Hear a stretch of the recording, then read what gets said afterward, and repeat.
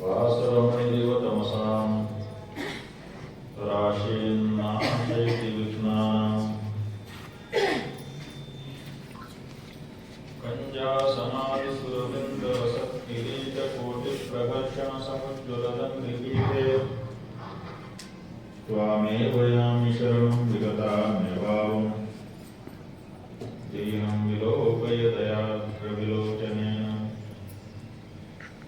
श्रीराम जय राम जय राम श्रीराम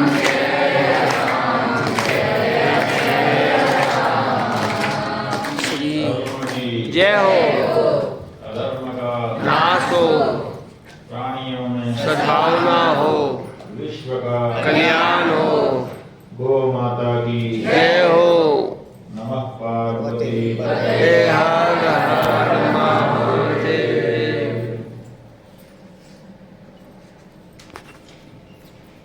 सम्मानित संत विद्वजन, समादरणीय मातृशक्ति,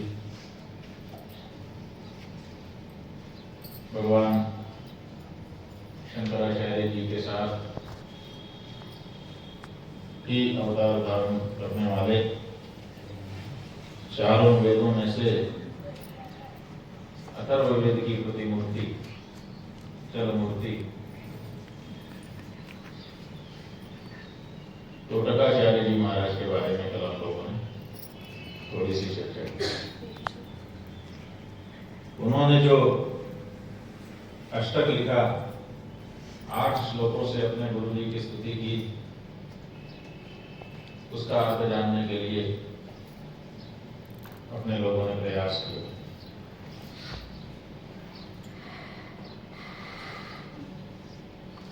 उन श्लोकों से उनके मन में जो गुरु महाराज के प्रति भक्ति है वो प्रकट होती है, और साथ ही साथ उनके गुरु भगवान आदि शंकराचार्य के बारे में सूचना हमको मिलती है कि वो कैसे। आपने पहले श्लोक में देखा, विदिता अखिल शास्त्र सुधा जगते, जो शास्त्र है वो समुद्र है, उसमें से मंथन करके अमृत निकालने वाला, और सीमित मात्रा में नहीं कि थोड़ा सा है खत्म ना हो जाए, उस सुधा को भी समुद्र जितना विस्तार होने दे दी, जिसको पीना होगा। असल में ये जो सुधा है ये ज्ञान रूपी सुधा है। ज्ञान भी धन है और धन भी धन है, लेकिन धन रूपी धन में और ज्ञान रूपी धन में थोड़ा अंतर। क्या अंतर है? अंतर यह है कि धन रूपी जो धन है उसको अगर खर्च करोगे तो खत्म हो जाएगा, जैसे जैसे खर्च करोगे वैसे वैसे कम होने लगेगा, और खर्चते ही जाओगे तो एक दिन समाप्त हो जाएगा। लेकिन ज्ञान रूपी धन की विशेषता यह है कि उसको जितना खर्चोगे उतना ही बढ़ेगा, उल्टा होगा, और अगर ना खर्चे तो खत्म हो जाएगा। इसीलिए किसी विद्वान ने कहा, अपूर्वक कोपि कोशोयम विद्यते तव भारती व्ययतो वृद्धि मायाति क्षय मायाति संचया। इसका मतलब है कि है मां भारती, हे सरस्वती, हे ज्ञान की देवी, तुम्हारा खजाना कुछ अलग ही तरह का है। व्यय तो वृद्धि मायाति, जितना इसको व्यय करो, खर्चो, उतना ही बढ़ता है। आपके पास अगर कोई ज्ञान है और आप दूसरे को देते हो तो जितना ज्यादा बताओगे उतना ही आपका ज्ञान और बढ़ने लग जाएगा। और कोई कहे नहीं, हम तो अपने ज्ञान को छुपा के रखेंगे, किसी को नहीं बताएंगे, तो फिर किसी दिन अगर वो चाहेगा भी कि हम बता दें तो नहीं बता पाएगा, क्योंकि तुम बोल रहे हो। इसीलिए जो व्यक्ति ज्ञानी होने के बाद ज्ञान को छुपा करके रखता है उसको ज्ञान खल कहा है। आप लोगों ने श्रीमद् भागवत की कथा सुनी। जब भगवान श्री कृष्ण के आविर्भाव का मौका आता है तो वहां श्रीमद् भागवत के 10वें स्कंद में आरंभ में लिखा हुआ है कि सा देवकी सर्व जगत निवास निवास भूता नितराम न रेजे। वो जो देवकी है उसके अंदर सर्व जगत निवास करने लगे, जिसमें सारा संसार रहता है। परमात्मा, वो परमात्मा आके कहाँ रहने लगे? देवकी के गर्भ में। जिसमें सारा संसार है वो परमात्मा आकर के देवकी के गर्भ में रहने लग गया। लेकिन फिर भी देवकी शोभायमान नहीं हुई। क्यों नहीं हुई? ज्ञान खले यथा सती भोजेन्द्र गेहे निशिखे वरुद्धा सरस्वती ज्ञान खले यथा सती। जैसे बहुत बढ़िया घी में बहुत बढ़िया बत्ती लगा करके उसमें आप दीप प्रकट कर दें तो कैसा उसका प्रकाश फैलेगा। लेकिन अगर उसी के ऊपर एक हड़िया उलट करके रख दें तब क्या होगा? बुझ जाएगा। मान लो थोड़ा सा छेद भी हो ना भी बुझे, काली हो जाएगा। तब भी उसकी रोशनी, उसका जो प्रकाश है वो तो फैलने से वंचित हो जाएगा। किसी को पता ही नहीं चलेगा कि यहाँ दिया अंदर ही अंदर जलता है। जैसे हड़िया के अंदर का दिया प्रकट होकर के भी अप्रकट रहता है, वैसे ही देवकी के शरीर में, उनके गर्भ में भगवान आ गए, लेकिन किसी को नहीं पता चलेगा। जबकि वो तो प्रकाश स्वरूप, उनके आने में प्रकाश हो जाता है, लेकिन पता नहीं चला। क्यों नहीं चला? क्योंकि वो अवरुद्ध है। तो उसकी उपमा देते हुए व्यास जी कहते हैं ज्ञान खले यथा सती सरस्वती। जैसे सरस्वती किसी ज्ञान खल में प्रकट नहीं होती, अंदर ही अंदर पड़ी रह जाती है, वैसे ही देवकी भी प्रकट नहीं हुई। उसके अंदर भगवान आ गए, इसका पता किसी को नहीं चला। तो जो व्यक्ति ज्ञानी होकर के भी ज्ञान को छिपाता है वो ज्ञान खल कहा जाता है। इसलिए अगर आपको ज्ञान आ जाए तो उसको बांटना चाहिए। इसीलिए जब नदी के पास पानी आता है तो अपने पास रखती है। अगर रखने लगे तो क्या होगा? अगर वही नदी अपने पास पानी रखने लगे तो क्या होगा? वो नदी नहीं रह जाएगी, वो तालाब बन जाएगी। नदी की जो शोभा है वो निरंतर बहते रहने में है। ऐसे ही ज्ञानी का ज्ञान है तो सदा झरने की तरह बहते रहने में है, लोगों को उपलब्ध होते रहने में। इसीलिए लोग निरंतर सत्संग करते हैं। ज्ञान खल होने का उनके ऊपर कृपा नहीं। तो भगवान शंकराचार्य क्या कर रहे हैं? वो कह रहे हैं कि जो समुद्र है शास्त्र, उसमें से निकाला अमृत मंथन करके, और वो जो निकला हुआ अमृत है उसको बांटना शुरू किया। क्योंकि ज्ञानामृत था इसीलिए बांटने से बढ़ता चला गया, तो वो समुद्र जैसा हो गया। इसीलिए विदिता अखिल शास्त्र सुधा जलधे, आप तो सुधा रूपी जलधि हैं। और फिर कहा अनितोपनिषद कथितार्थ।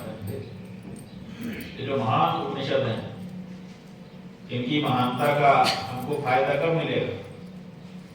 जब इनके अर्थ को हम जाने। केवल उपनिषद के वाक्य को सुन लेने से बोध नहीं होगा। इसलिए आपने क्या किया? उपनिषदों का जो अर्थ था, जो उसी के अंदर छिपा हुआ था पंक्तियों, उसको अपने भाष्यों के द्वारा सबके लिए प्रकट कर दिया। महितोपनिषद कथितार्थ निधे, अर्थ निधि हैं आप। आपके पास उपनिषदों का अर्थ ही अर्थ है। अर्थ माने दो अर्थ होता है। अर्थ माने शब्द का भी अर्थ और अर्थ माने धन संपत्ति भी। रोक आर्थिक मामला माने धन संपत्ति का मामला। तो अर्थ का दो अर्थ है, एक है शब्दार्थ और दूसरा है धन संपत्ति। तो ये अर्थनिधि है। अर्थनिधि होने का मतलब है कि इनके पास उपनिषदों के जो शब्द हैं उनका अर्थ भरा हुआ है। जिस उपनिषद का कहो उसी का निकाल के दे। ये देखिए इस उपनिषद में ये कहा गया, इस उपनिषद में ये कहा गया, इस उपनिषद में ये कहा गया। अनेक उपनिषदों पर भगवान शंकराचार्य जी ने क्लास किया। ईश के नगर प्रश्न मुंड मांडव्य ऐत्रेय, वेदारण्य और छांदोग्य, ये 10 उपनिषद हैं। इन 10 उपनिषदों पर भगवान शंकराचार्य जी ने भाष्य किया, इसलिए उन्हीं को उपनिषद प्रतिकार थे। और फिर अंत में क्या कह रहे हैं? हृदय कलये विमलम चरण। आपके जो विमल चरण है, विमल माने जिससे मल विगत हो गया है, मल निकल गया, निर्मल, ऐसा चरण। चरण का मतलब आचरण। आपका जो आचरण है, जिसका आचरण विमल होता है, उसी के चरण हम लोग पूछते हैं। सबके चरण थोड़े पूछते हैं। जिसके बारे में हमको ये पता चलता है कि इसका आचरण उत्तम है, विमल है, उसी के चरणों की हम पूजा करते हैं। और जिसके चरणों की हम पूजा करते हो, तो करते करते हमको पता चल जाए कि इसका आचरण सही नहीं है, तो क्या करें? पूजा छोड़ दें कि भाई अभी तक हम नहीं समझते थे, हमारे साथ धोखा हुआ, लेकिन आंखों के सामने देखी हुई मक्खी नहीं निकली जाती। जब तक नहीं पता था तब तक हमने किया, लेकिन अब संभव नहीं है। इसलिए विमल चरण होना चाहिए, हमारा आचरण शुद्ध होना चाहिए, मलयुक्त नहीं होना चाहिए। तो भगवान शंकराचार्य जी का जो चरित्र है वो उत्तम है, और इसीलिए उनके चरणों को अपने हृदय में स्थापित करने के लिए टोटकाचार्य जी। अब दूसरा श्लोक है करुणा वर्णालय पालय मां। हे करुणा के वर्णालय, करुणा एक भाव, इसमें क्या विशेषता है? करुणा का मतलब क्या होता है? दया। हाँ? दया, क्या? दया, सॉफ्टनेस, सॉफ्टनेस, करुणा माने दया, करुणा करना, दया करना। ये ठीक है। दया किसको कहते हैं? दया का मतलब यह है कि दयालु कौन है? दयालु वो है कि वो रास्ते से चला जा रहा है। आप देखते हैं कि रास्ते से बहुत से लोग जा रहे हैं, और उसी रास्ते में कोई दुखी दिखाई देंगे, मानो किसी के टक्कर लग गई, गिरा गया, या कोई भूखा बैठा है, या कोई प्यासा बैठा है, या किसी को और कोई समस्या। तो आप रास्ते से जा रहे हो और कोई दुखी आपको दिखाई दे जाए, तो उसके बाद 2 चीजें होंगी। एक, आप सोचेंगे कि भाई हमको अपना काम करना चाहिए, काहे विषय पर। और दूसरा जो आदमी होगा वो उस व्यक्ति के दुख को दूर किए बिना आगे जा नहीं सके। दुखी को देख करके उसके दुख को दूर किए बिना जो आगे ना बढ़ सके, उसका नाम है दयालु। दयालु। दूसरे के दुख को देख ना पाए, सहन ना हो। और इसका उल्टा क्या है? इसका उल्टा है क्रूर। दयालु, क्रूर माने जो दूसरे के दुख को देख के खुशी हो, दूसरे के सुख को देख के कुछ लोग दुखी हो जाते हैं, कुछ लोग नहीं, बहुत लोग, अधिकांश लोग। कुछ लोग कहते हैं कि इस समय का जो समाज है हमारा, इस समाज में लोग अपने दुख से कम दुखी हैं, दूसरों के सुख से ज्यादा दुखी हैं। ये क्यों दुखी हो गए? है ना? आप लोग भी कुछ कुछ अनुभव करते होंगे क्योंकि आपके से ज्यादा ही लोग दूसरों के सुखी से सुख से सुखी हैं। सबसे बड़ा दुख यही है कि ये क्यों सुखी हो गया। अगर ये दुखी हो तो हम खुशी हो जाए। इसका मतलब कि दया की भावना कम है आज के समाज में, क्रूरता की भावना, तब हमको दया है। और हमने दुख देखा ही नहीं, अभी सोच रहे हैं कि लोग दुखी हैं। दुखियों के बारे में सोच करके ही हमारे मुंह से प्रभाव बढ़ गया। उसका नाम है करुणा। करुणामयी। माने दुख देखने के बाद नहीं, दुखों की कल्पना मात्र से कि कोई दुखी ना हो। देखिए, जो दयालु होगा, जब उसके दरवाजे कोई प्यासा आके खड़ा हो जाएगा तो वो तुरंत दौड़ कर जाएगा, पानी लेके आएगा, पियो पानी। ठीक है। लेकिन जो करुणा वाला होगा वो ये नहीं देखेगा कि कोई प्यासा हो तो पानी पिलाए। वो क्या करेगा, गर्मी आने वाली है, गर्मी में लोग अपने घर से बाहर निकलेंगे, पता नहीं पानी लेके निकलेंगे कि नहीं लेके निकलेंगे। अगर निकले होंगे तब तो ठीक है, अगर नहीं निकले होंगे तब क्या होगा। ऐसा करते हैं, बाजार में 3 जगह पे प्याऊ बनवा देते हैं, साफ सुथरा ठंडा जल वहां पर व्यवस्थित करके रखवा देते हैं, ताकि अगर कोई आए प्यासा तो पी ले। अभी उसके सामने प्यासा नहीं है कोई, लेकिन उसको इस बात का आकलन है, संभावना है कि कोई प्यासा होगा तब क्या होगा। दयालु। तब उसको बेचारे को किसी से मांगना ना पड़े, किसी के सामने जाके परेशानी कहनी ना पड़े, वो हमारा प्याऊ देख के आए और पी। तो अब देखा, 2 तरह के लोग हो गए। एक हो गया जो दुख को देख के द्रवित हो रहा है, वो दयालु है। और दूसरा, दुख देखा नहीं, संभावना है, उस संभावना से ही उसने पानी की व्यवस्था करके रख दिया। वो कारुणिक, करुणा उसके अंदर है। तो जो करुणा वाले होते हैं वो पहले से ही सोचते हैं कि कोई दुखी ना हो, उसके लिए व्यवस्था कर दो। वो लोग जो गर्मी आते ही छत में बर्तन रख करके उसमें पानी भर के रख देते हैं। पक्षियों का परिंदे। वो लोग जो सवेरे उठते ही छत के ऊपर या बाहर बैठे मुट्ठी में दाना लेकर के छींट देते हैं, वो लोग दयालु नहीं है, वो लोग करुणामय है ना। क्योंकि वो कोई ऐसा ना निकल जाए। ये भगवान शंकराचार्य क्या है, टोटकाचार्य जी की दृष्टि में करुणामयी, करुणा वाले।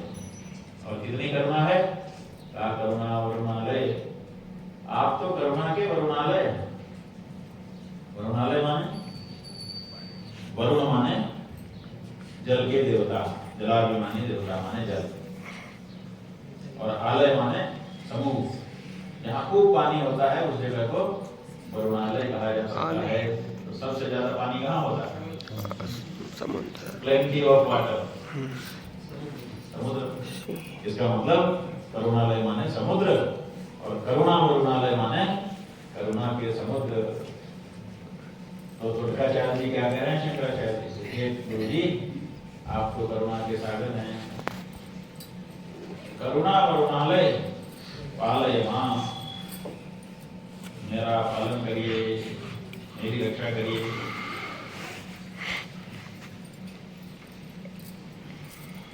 अरे भाई, तुम्हारी रक्षा हम क्यों करें।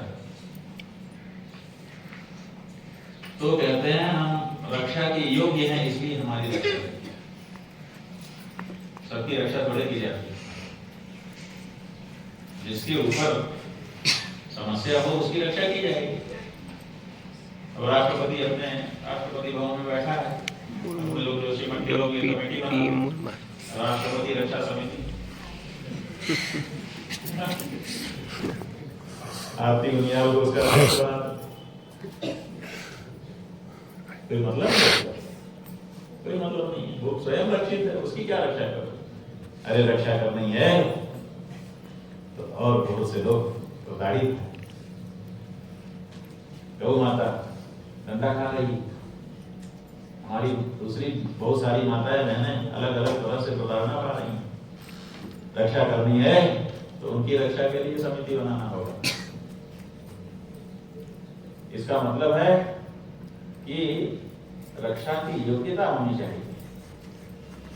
तो जैसे ही उन्होंने कहा वटकाचार्य जी ने कि करुणा वरुणालय पालय माम, हे करुणा के वरुणालय मेरी रक्षा करिए, तो मामा गुरु जी ने पूछा कि तुम उसको योग्य हो, उनको रक्षा की जरूरत है?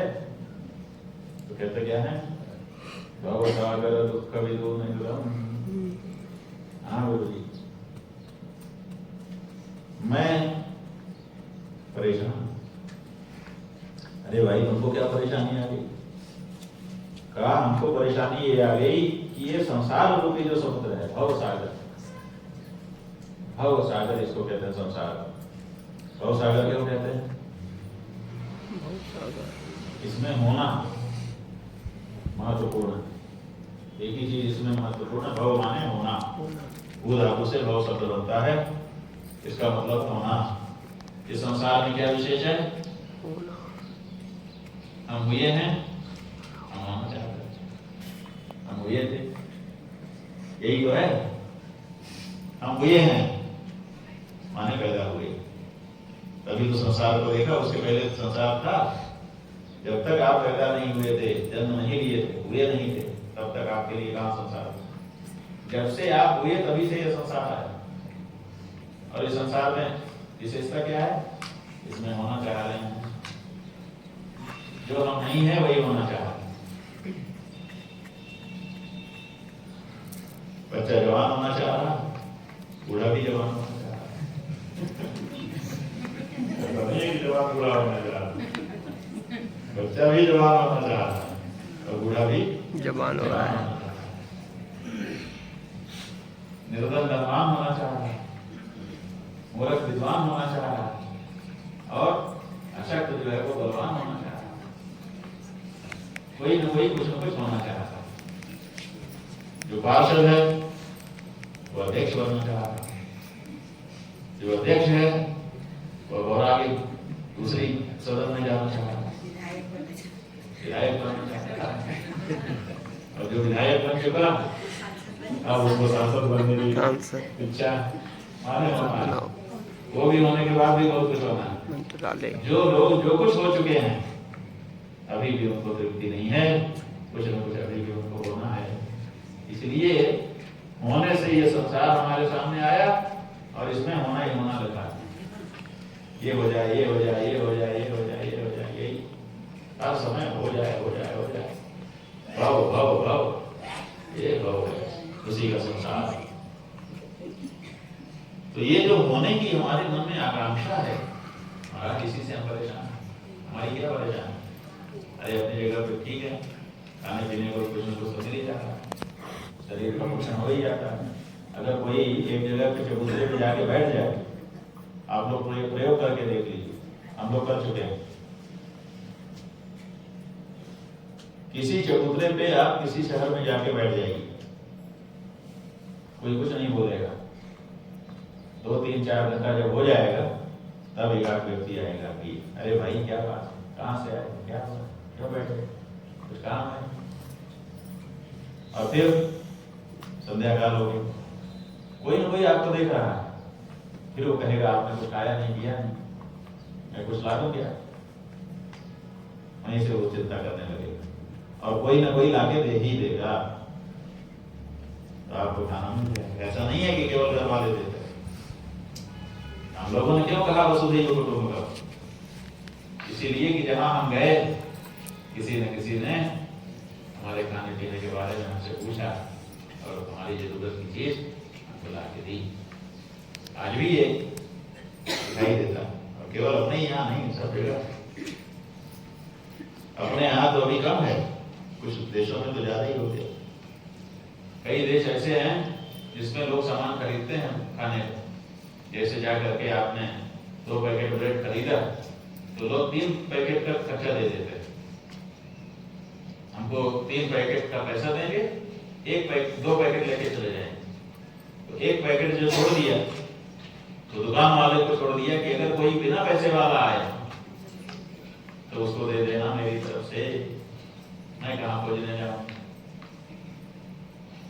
तो वो जो जिसके पास कुछ नहीं होता है उसको पता है कि दुकान में लोगों ने हमारे लिए छोड़ा होगा, तो वो जाता है, क्यों भाई सस्पेंडेड है कुछ? वो कहते हैं हाँ ये लीजिए ये लीजिए। लोग हमारे पास पैसा जमा करके गए, कोई आए तो दे दे। इसका मतलब है वसुधैव कुटुंबकम्, पूरी वसुधा हमारा कुटुंब है।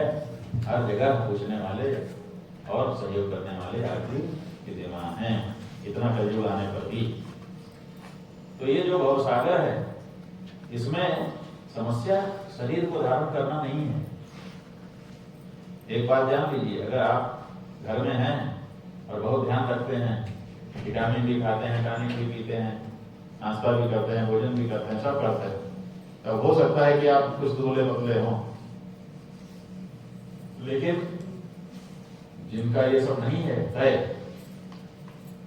वो खूब मोटे काजे मिलेंगे आपको। क्यों? क्योंकि आप खाते तो हो, लेकिन उसको खाने को जुटाने की चिंता वो आपको रहती है, इसमें लग जाता है शरीर। और वो उनको खाना जुटाने की चिंता नहीं, इसीलिए जितना खा लेते हैं उतने में उनका शरीर तगड़ा रहता है। देखा होगा आप लोग।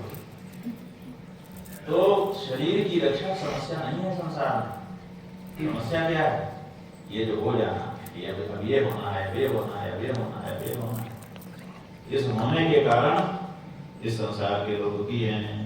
अगर ये होने का भाव उनके मन से खत्म हो जाएगा, ठीक है जो है सो ठीक है, क्या करना है, यही हो जाएंगे तो क्या हो जाएगा। बहुत से लोग हो गए, बहुत से लोग विधायक हो गए, बहुत से लोग सांसद हो गए, बहुत से लोग अधिकारी हो गए, बहुत से लोग मिलिट्री में मेजर, कर्नल, जनरल, क्या क्या हो गए, बहुत से लोग व्यापारी हो गए, बहुत से लोग मेयर हो गए। उनका क्या हुआ? उनका तो दूर हो गया क्या? ऐसा तो हुआ नहीं। इसलिए जो मैं हूँ ठीक हूँ, ये भाव अगर आपके मन में आए, आपकी सब समस्या समाप्त है। लेकिन ये आता है, कुछ न कुछ होना रहता है आपको। वही टोटकाचार्य जी कह रहे हैं, गुरु जी मेरी रक्षा करिए, क्योंकि भवसागर दुख विदून हृदय। ये संसार का जो दुख है, हो जाना हो जाना हो जाना, उसी से मेरा हृदय जो है विदून, माने विदीर्ण हो रहा है, इसमें क्रैक आ रहा है। जैसे हमारे जोशीमठ के घरों में क्रैक आ रहा है, वैसे ही उनके हृदय में दरार आ रही है। उसका दुख मुझे है, इसलिए मेरी रक्षा करिए। रचयाखिल दर्शन तत्त्वविदम्। शंकराचार्य जी कहते हैं कि ठीक है, मैं करुणा वरुणालय हूँ, मैं तुम्हारी रक्षा कर दूंगा, ठीक है। अब तुम बता रहे हो कि तुम उसके लिए योग्य भी हो, क्योंकि भवसागर के दुख से तुम्हारा हृदय विदून हो रहा है। लेकिन ये बताओ कि तुम्हारा दुख दूर होगा कैसे? बताओ क्या कर दें कि तुम्हारा दुख दूर हो जाए? तुमको कपड़ा दे दें कि भाई बात करना हो बाहर चले जाओ, उठ करके बाहर जाना की छूट है, यहाँ बैठ के बात मत करो, बाहर जाके करो, जहाँ जगह है वहां करो। भवसागर दुख विदून हृदय, आपके लिए हम क्या करें? तो टोटकाचार्य जी क्या कहते हैं? ये नहीं कह रहे कि हमारे मकान बनवा दो और थोड़ा पैसा जमा करवा दो काम खोल के, ये नहीं कह रहे। वो कह रहे हैं मेरा जो दुख है ऐसे दूर नहीं होगा गुरु जी। रचयाखिल दर्शन तत्त्वविदम्। ये जो दर्शन है, दृष्टिकोण, वो कई है, सांख्य है, योग है, न्याय है, वैशेषिक है, उत्तर मीमांसा है, पूर्व मीमांसा है, और कुछ नास्तिक दर्शन भी। ये जो दर्शन है, दृष्टिकोण है जीवन को जीने का, इसका तत्व मुझे पता हो जाए। अलग अलग जो दृष्टिकोण है, इनका सार क्या है? मैं दार्शनिक जो ज्ञान है उससे संपन्न बनना चाहता हूँ। अगर मेरा दृष्टिकोण सही हो जाए तो फिर सब कुछ सही। इसलिए मुझे हर दर्शन में पारंगत बना दीजिए। रचयाखिल दर्शन तत्त्वविदम् भव शंकर देशिक में शरण। माने टोटकाचार्य जी दर्शन शास्त्र के पंडित बनने की इच्छा रख रहे हैं, क्योंकि दर्शन शास्त्र का पंडित बनने से उनका जो दृष्टिकोण वो स्पष्ट हो जाएगा। इस संसार में जिस चीज को हम जान लेते हैं फिर वो हमारे लिए बाधा नहीं होती। जब तक नहीं जानते तभी तक वो हमारे लिए बाधा है। बड़ी से बड़ी चीज हो हमारे लिए समस्या कब है? जब तक हम उसको जानते नहीं हैं। आपके घर में सांप निकलता है, आप घबरा जाते हो, चिल्लाने लगते हो, बाहर दौड़ जाते हो। और कुछ लोग सोचते ही रहते हैं यहाँ दिखता है ऐसे पकड़ लेते हैं। उनके लिए सांप बाधा उनको बाधा नहीं। क्यों? क्योंकि ये सांप के काटने के बाद सांप का खतरा खत्म। और जब तक ये सब आपने नहीं जाना तब तक सांप आपके लिए खतरा है। तो जिस चीज को हम जानते नहीं है उसी से हमको खतरा है। जान लेने के बाद कोई खतरा नहीं। बस हमारा शत्रु है, हम उसके बारे में जानकारी नहीं रखते, तब उससे हमको खतरा है। हम सोचेंगे पता नहीं कहाँ पर क्या करेगा। और अगर हमको हर सूचना वहां से मिलती रहे कि इतने सैनिक हैं, इतने हथियार हैं, इतना ये है, अब यहाँ से चल रहे हैं, अब यहाँ ऐसा करेंगे, तब क्या होगा? जो करेंगे सबका जवाब होगा। ना जानने के कारण खतरा है, जान लिया। इसी तरह से ये संसार में जो दुख है ये संसार को ना जानने के कारण। अगर हमने संसार को जान लिया तो हमारा दुख दूर हो सकता है। इसलिए संसार की वास्तविकता को जानना ये बहुत जरूरी है। इसीलिए जगत गुरु का ये अर्थ ये भी, जगत गुरु मानते हैं। कुछ लोग कहते हैं जगत गुरु का मतलब सारे जगत का गुरु, सारे संसार का जो गुरु वही जगत गुरु। तो आप बताओ, सारा संसार इस समय एक कोई गुरु मानेगा? नहीं। अरे पूरे हिंदू ही एक को गुरु नहीं मान रहे। जो वैष्णव है वो कह रहे हैं हमारे गुरु अलग है, जो शैव है वो कह रहे हैं हमारे गुरु अलग है, जो शाक्त है वो कह रहे हैं हमारे गुरु अलग, गणपति और सूर्य की उपासक अपना गुरु अलग बता रहे हैं। इनकी उपासना से इधर दूसरे भी कुछ गुरु हो गए, उनकी अलग ही कह रहे हैं हम ज्योत दिखा देंगे, वही गुरु, वही कह रहे हैं हम कुछ कर देंगे, है ना? तो जब केवल हिंदुओं में ही एक को गुरु नहीं सब मान रहे हैं तो पूरे संसार के लोग कैसे एक को गुरु मान रहे हैं? आपके ज्योतिर्मठ के जो जगत गुरु शंकराचार्य हैं उनको मुसलमान गुरु मानेंगे? उनको ईसाई गुरु मानेंगे? उनको यहूदी गुरु मानेंगे? बताओ, सीधी सी बात है, नहीं मानेंगे। अब जब नहीं मानेंगे तो फिर वो जगत गुरु कैसे? क्या उनको जगत गुरु कहना ठीक है? ये सवाल। अरे जोशी मठ में जितने लोग हो आप लोग 10-20 हजार, वो सारे के सारे इकट्ठा हो गए एक को जगत गुरु मानेंगे? कठिन ही है, आप कहो चाहे मत करो, सच्चाई तो हम जान रहे हैं। जब आप इकट्ठा होकर के बैठक करेंगे कि अपने को एक गुरु मानना है, उसी में से चार खड़े हुए कि नहीं हमारे पास एक और अच्छा गुरु है, ये नहीं पता नहीं किसको गुरु, उसको लेके आ जाएंगे क्या? इसको सब लोग मान लीजिए।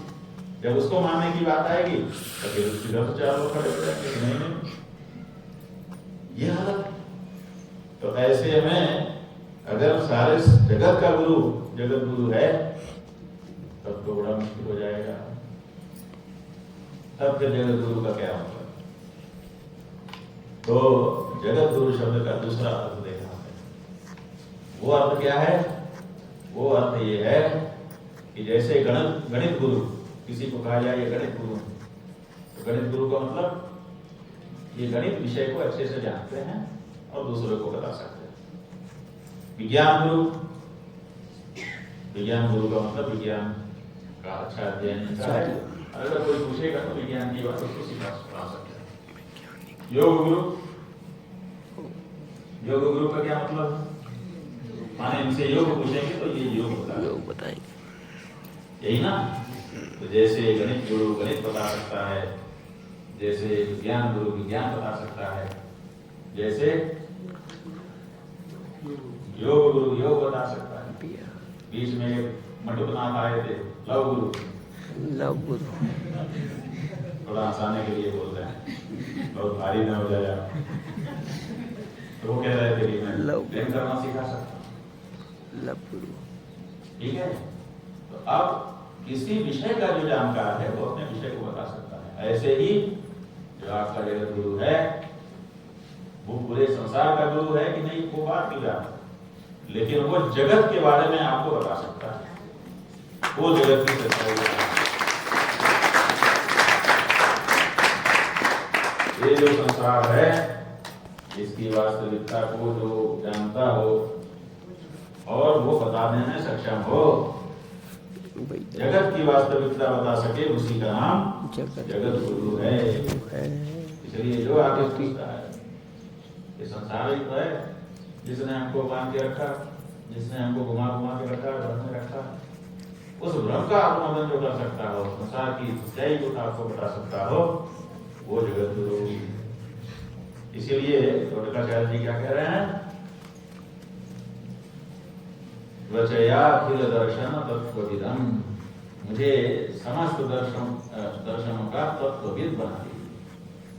मैं हर दृष्टिकोण से इस संसार को देख लूं, इधर से भी देख लूं, इधर से भी देख लूं, इधर से भी देख लूं, इधर से भी देख लूं, संसार को अच्छी तरह से जान लूं। और जब संसार को जान लूंगा तो संसार से जो मेरा भय है, जो मेरे हृदय को विदीर्ण करने वाली वाला इसका व्यवहार है, वो खत्म हो जाएगा। भव शंकर देशिक नहीं शरण, हे शंकर, हे देशिक, देशिक माने देश करने वाला, देश माने उपदेश, ज्ञान देने वाला जो गुरु है उसको देशिक कहा जाता है। भव शंकर देशिक नहीं शरण, आप मुझे अपनी शरण में ले लीजिए और मुझे उपदेश दीजिए और मेरा कल्याण कर दीजिए। ये भाव टोटकाचार्य जी। आगे चौथे श्लोक में टोटकाचार्य जी कह रहे हैं, भवयेव भवानिति मे नितरां समजायत चेतसि कौतुकिता मम वारे मोहमहाडिरभिं भव शंकर देशिकं शरणं। भवयेव भवान्, भव शब्द का एक अर्थ हमने बताया संसार, और दूसरा अर्थ है भव माने शिव, शिव जी के लिए भी भव शब्द का प्रयोग, भव सर्वो रुद्र भव माने बड़ा, भव एक नाम भगवान शिव का भव। तो ये क्या कह रहे हैं टोटकाचार्य जी अपने गुरु जी की, भव एव भवान, आप ही भव हैं, आप ही साक्षात शंकर हैं। इति नितरां समजायत चेतसि कौतुकिता, मेरे मन में सदा ये बात एकदम साफ स्पष्ट समझ में मुझे आती है कि आप ही भव हैं, आप ही शंकर हैं, आप साक्षात शंकर के स्वरूप हैं। और जब शंकर के स्वरूप हैं तो शंकर का मतलब ज्ञान के देवता, शिव जो है ज्ञान के देवता। तो ज्ञान का मतलब क्या होता है, मोह रूपी जो पर्दा हमारी बुद्धि पे लगा है, उस मोह रूपी पर्दे को हटा करके जो साफ साफ हमारे सच्चे स्वरूप को दिखा दे, उसी का नाम ज्ञान। ज्ञान माने मोह के पर्दे को हटाने वाली वस्तु। तो हमारे मन में मोह की एक काई लग गई, उसी के कारण असली स्वरूप जो है वो छिप गया। उस काई को धो देंगे तो जैसे फर्श पे काई लग जाती है तो फर्श नहीं दिखता, जब उस काई को हटा देते हैं तो दिखने लग जाता है। किसी वस्तु पे अगर पर्दा रख दिया जाए तो वो वस्तु नहीं दिखती है, पर्दा हटा दिया जाए तो वस्तु दिख जाती है। ऐसे ही हमारा जो सच्चा स्वरूप है, उस सच्चे स्वरूप पर अज्ञान का पर्दा लगा दिया गया है, मोह जिसको कहते हैं। और ज्ञान के द्वारा करना क्या है, उस पर्दे को हटा देना है।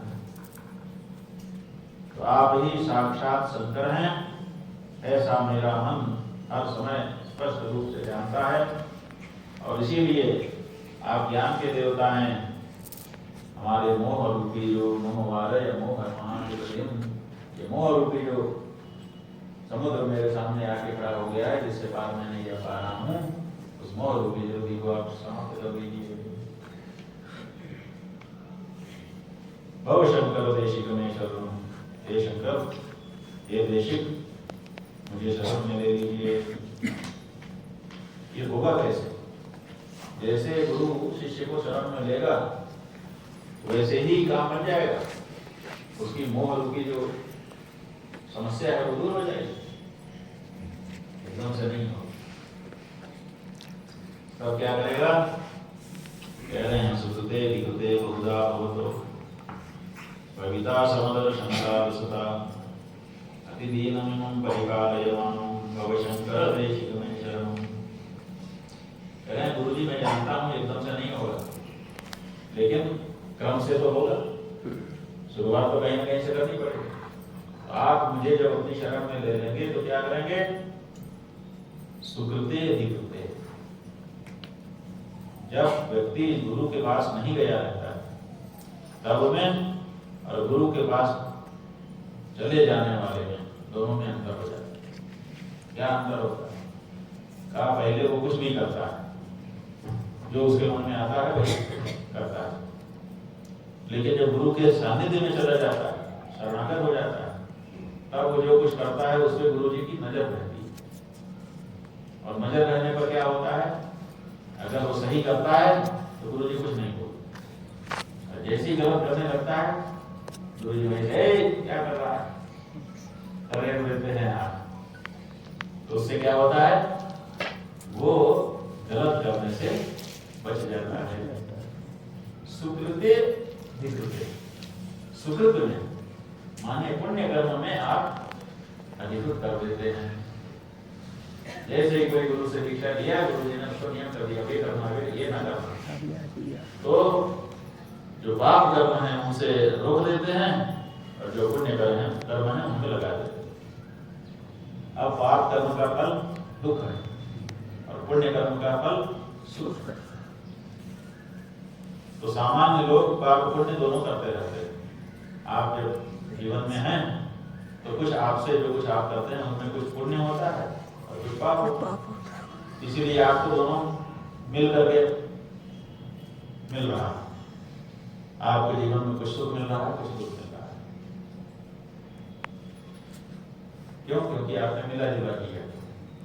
अब गुरु के पास जाने से इतना तो हो गया कि उन्होंने जो पाप कर्म था उससे रोक दिया, अब वो पुण्य कर्म में केवल लगाए। अब पुण्य कर्म से क्या होगा? सुख मिलेगा। सुख संसार का सुख है, खाना कपड़ा तो मिलने लग जाएगा, बढ़िया बढ़िया मिलने लगेगा, उत्तम उत्तम बहुत सामग्री मिले। लेकिन ये भी तो एक तरह का बंधन ही है। तो इसलिए क्या करते हैं?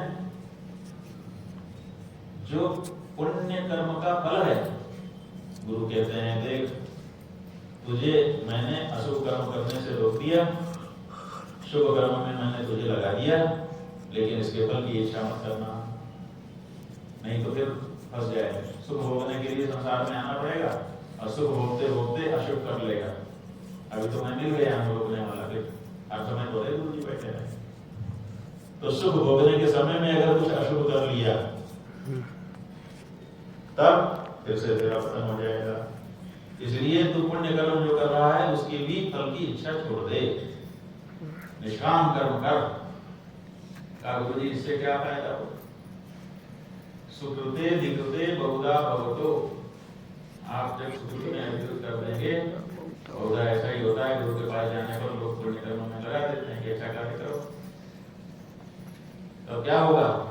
कहा जब वो फल की आकांक्षा नहीं करेगा तो पुण्य कर्म के परिणाम स्वरूप उसके चित्त की शुद्धि होने लग जाएगी, उसका चित्त शुद्ध होगा, जो उसमें मैल पहले से लगा हुआ है वो निकलने लग जाएगा, क्योंकि कुछ न कुछ तो फल होगा, अब फल ले नहीं रहा, इसीलिए उसकी चित्त शुद्धि रूपी फल उसको मिलने लग जाएगा।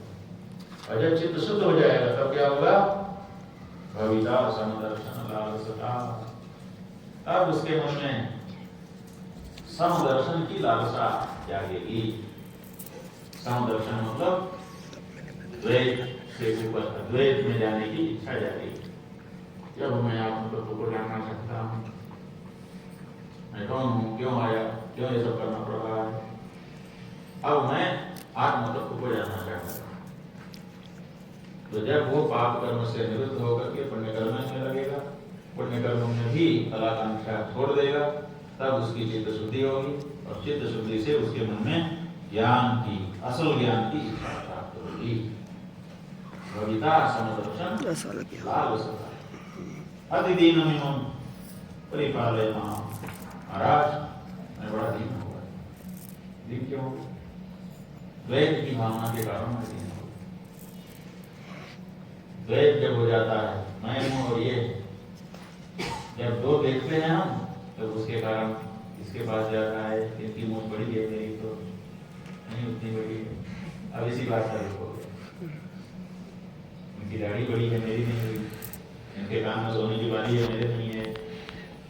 नहीं पता नहीं कौन किस बात से प्रभावित हो जाए। तो ये जो द्वैत है, इसी द्वैत के कारण मुझ में दीनता आ जाती है। लोग कितना बड़े बड़े हैं, तो मेरे मन में दीन भाव आ जाता है। इसलिए ये मेरी दीनता कब दूर होगी? जब मैं द्वैत को छोड़ करके समदर्शन माने अद्वैत में प्रतिष्ठित हो जाऊंगा। इसलिए मुझे आप सुकृत में अधिकृत करके फिर सुकृत का भी जो फल पाने की भावना है उसका भी परित्याग करवा देंगे। उससे मेरे चित्त की शुद्धि हो जाएगी और चित्त की शुद्धि से मेरे मन में अद्वैत भावना को जानने की जिज्ञासा उत्पन्न होगी और वो प्राप्त हो गई तो मेरी जो दीनता है सदा सदा के लिए दूर हो जाएगी। आगे 6वें श्लोक में कह रहे हैं, जगती मवितुम कलिता हृदयो विचरन्ति महामहसत्तरतः अहिमांसु विवात्र विवासिरो भवशंकर देशित मे शरणम। जगती मवितुम कलिता हृदयो, इस जगती माने धरती की रक्षा के लिए आप भगवान ने जाने कितने रूप बना दिए और विचरण कर रहे हैं। यहाँ राम दिखाई दे रहे हैं, यहाँ कृष्ण दिखाई दे रहे हैं, यहाँ दिखाई दे रहे हैं, कुछ दिखाई दे। जाने कितने रूप धारण करके आपने विचरण किया धरती में। अब जो धरती में विचरण करेगा वो सबको दिखेगा। भाई हम भारत में सबसे ऊंची जगह पे बैठे हैं, आप ही और हम।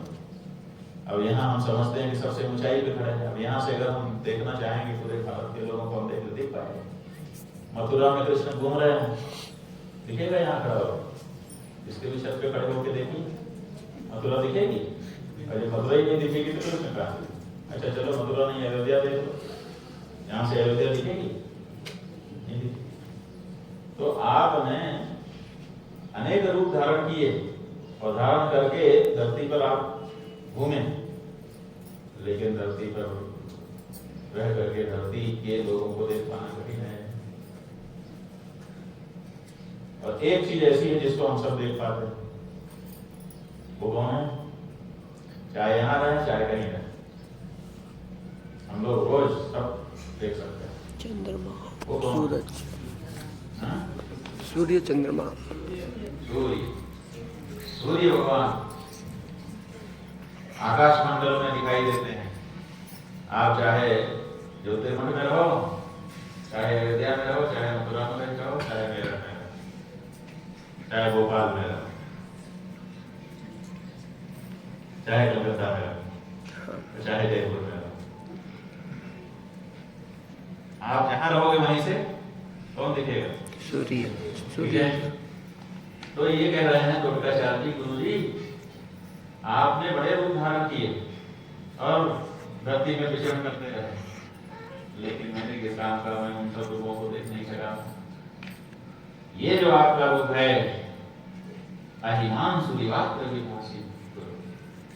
अहिमांसु, हिमांशु माने होता है चंद्रमा, और अहिमांसु माने जो चंद्रमा है वो माने सूर्य। आप सूर्य की तरह इस समय दिखाई दे रहे हैं। आपको देखना कठिन नहीं है। और किसी को देखना हो टार्च लेके देखना पड़ेगा। सूर्य को देखने के लिए किसी टार्च की जरूरत नहीं है। इसलिए अहिमान सूर्यवाद रविवासी गुरु भव शंकर देशिकमणि शरणम। आप सूर्य की भांति आकाश मंडल में दीप्यमान है। आपका दर्शन हमारे लिए सबसे सुलभ है। हम किसी भी दशा में रहें, किसी भी स्थान विशेष में रहें, हम आपका दर्शन कर सकते हैं। इतना प्रत्यक्ष आप हमारे लिए हैं। हमारे ऊपर कृपा कर दीजिए जब आप प्रत्यक्ष हो गए। गुरु पुंगव पुंगव के दंते समता में अदाम नहीं को सुधी शरणागत वत्सल तत्व ने दे भव शंकर देशिक मैं शरणम। गुरु पुंगव, गुरु तो गुरु हो गए और पुंगव माने गायों में जैसे पुरुष माने साण। तो आप लोगों ने गायों को देखा होगा, गाय भी और बैल भी, उसमें जो साण होता है उसका रीलडोर कैसा होता है? हाँ, तो उसी को कहते हैं पुंगव। उसकी छटा अलग ही होती है, हजारों में एक दिखाई देता है। अगर उसको बैल बना दिया जाता तो वैसा नहीं दिखता होता। उसी के भाई जो उसी के मां से आविर्भूत हुए हैं, अगर वो बैल बना दिए गए, एक को सांड बना दो और एक को बैल बना दो, तो बैल जो है उस शोभा को कभी नहीं प्राप्त होगा। सांड जिस तरह से बातें ही लग रहे। तो उसी को कहते हैं पुंगव। पुंगव माने सांड, पुंग माने पुरुष, गौ माने गाय, पुरुष गाय। तो वो पुंगव है। तो गुरुओं में जैसे पुंगव, आप जितने गुरु हैं उनमें से पुंगव है। अगर ये मैं कहूं तो ये ठीक नहीं होगा। तब माने आपको अगर गुरुओं में हम सांड की, गायों में सांड की तरह से अगर बखाने तो भी आपका बखान सही नहीं होगा। तब आपका बखान कैसे करें? पुंगव केतन। आप पुंगव नहीं है गायों, आप पुंगव केतन है। पुंगव केतन माने गुरुओं में गुरु, सबसे बड़ा तो कोई गुरु होगा वो पुंगव हो गया। और उन पुंगवों में उसका जो झंडा है उसमें बैल बना हुआ है। तो बैल किसे झंडे में बना हुआ है? ये जो शंकर भगवान हैं उनके झंडे में बैल बना हुआ है। इसीलिए उनको वृषध्वज कहा जाता है, वृषकेतु कहा जाता है। तो वृषभध्वज हैं। आप क्या हैं? गुरुओं में पुंगव ही नहीं बल्कि पुंगव केतन है। केतन माने झंडा। तो आप वृषभ झंडा वाले हैं। गुरुओं में सबसे बड़े गुरु साक्षात शंकर। समता मयता नहीं वो भी सुधी। इस संसार में कोई भी ऐसा सुंदर बुद्धि वाला नहीं है जो आपकी समता प्राप्त कर सके, आप जैसा कोई। और इतना होने पर भी, इतने जब ऊपर हो गए आप, तब आपको किसकी परवाह? जो लोग ऊपर चले जाते हैं वो किसी की परवाह नहीं करते। लेकिन आप शरणागत वत्सल तत्व ने दे, आप शरणागत वत्सल। इतनी ऊंचाई पर होने पर भी आपकी शरण में कोई आ जाता है तो उसके ऊपर कृपा करते हैं और तत्व निधे, तत्व रूपी जो निधि आपके पास है उसको बांटते हैं, ज्ञान देते हैं। ऐसे है गुरु जी, मुझे अपनी शरण में ले लीजिए। और फिर अंत में कह रहे हैं विदिदान मया विशुद्धि की तरह। देखिए गुरु जी कृपा प्राप्त करने के लिए कुछ तो करना ही पड़ता है। तो क्या करते हैं लोग? हमारे यहाँ नियम है कि अगर गुरु से कुछ पाना है तो 3 रास्ते हैं। क्या? कि गुरु शुश्रूषया विद्या।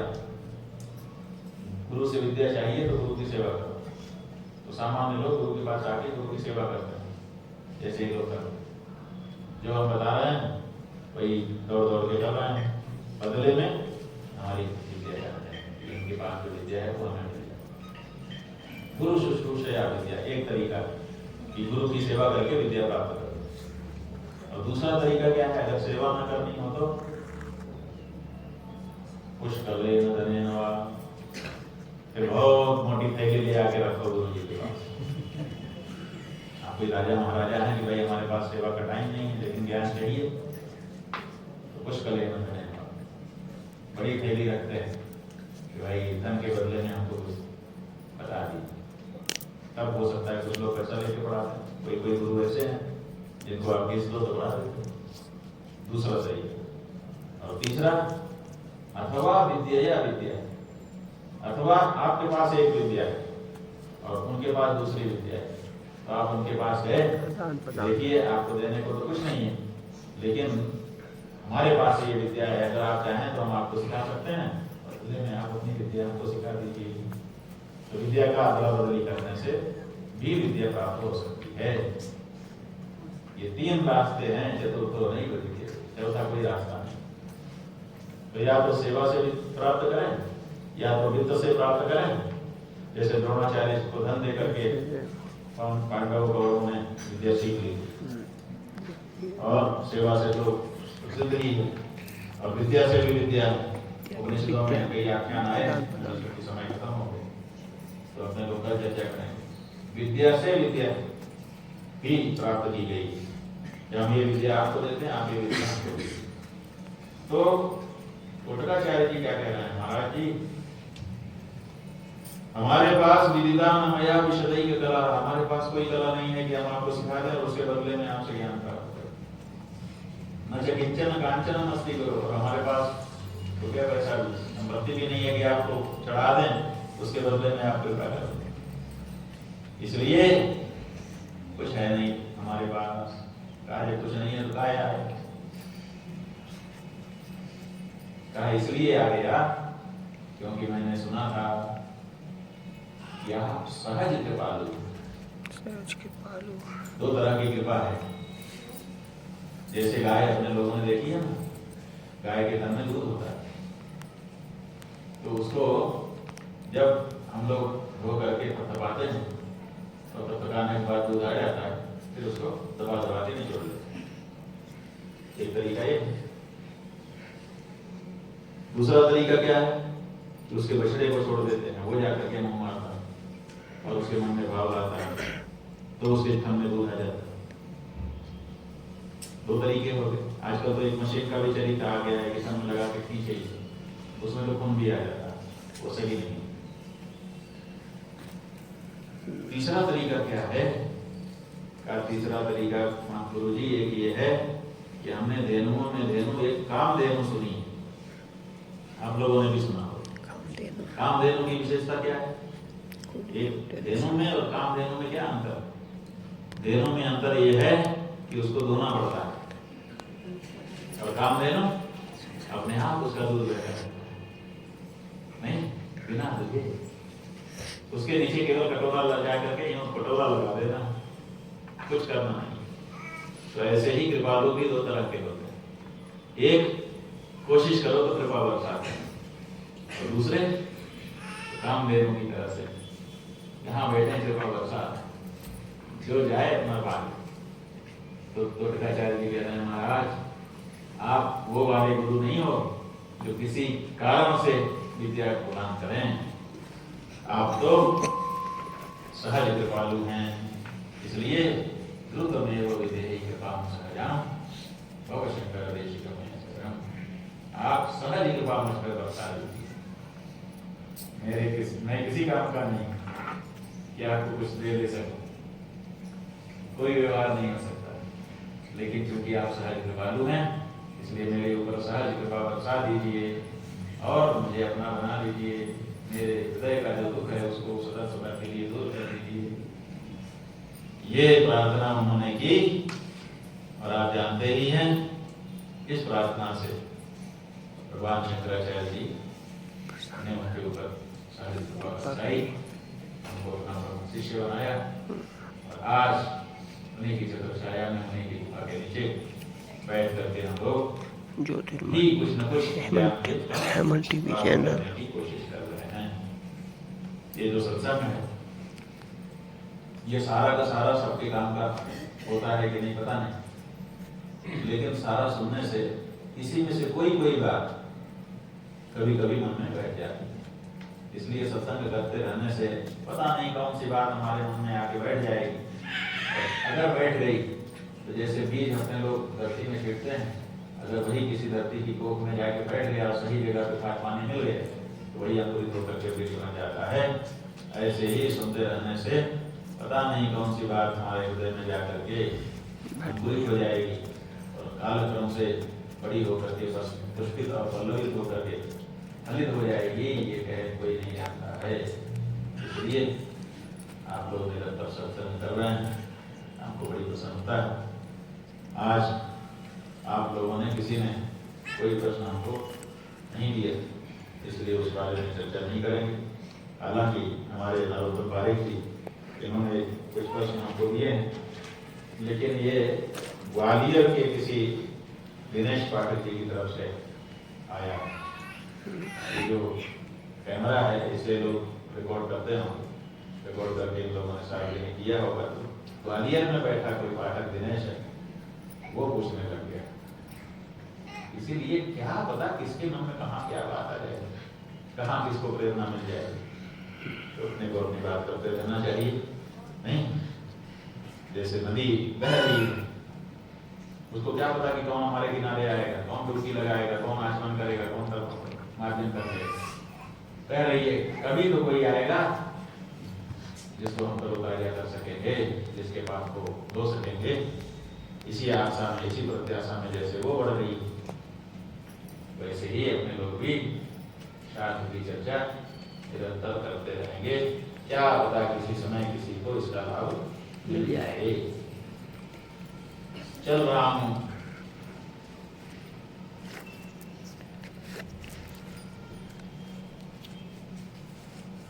चल रहा हूं कि लक्ष्य मिल जाए, और चल रहा हूं कि अंधेरा मिट जाए। चल रहा हूँ ऐसे ही अपने लोग भी अंधेरा मिल जाए, अपने शास्त्र की गुरु की चर्चा कर रहे हैं। क्या पता किसी को कहीं कोई बात लग जाए।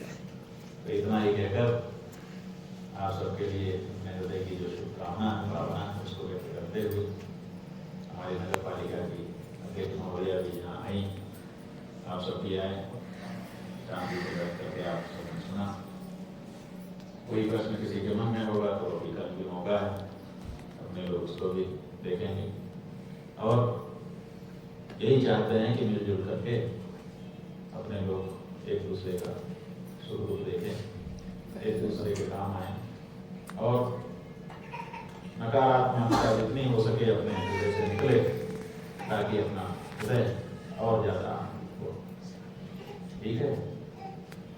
शिव शिव शंभो हर हर महादेव, शिव शिव शंभो हर हर महादेव, शिव शिव शंभो हर हर महादेव, शिव शिव शंभो हर हर महादेव, शिव शिव शंभो हर हर महादेव, शिव शिव शंभो हर हर महादेव, शिव शिव शंभो हर हर महादेव, शिव शिव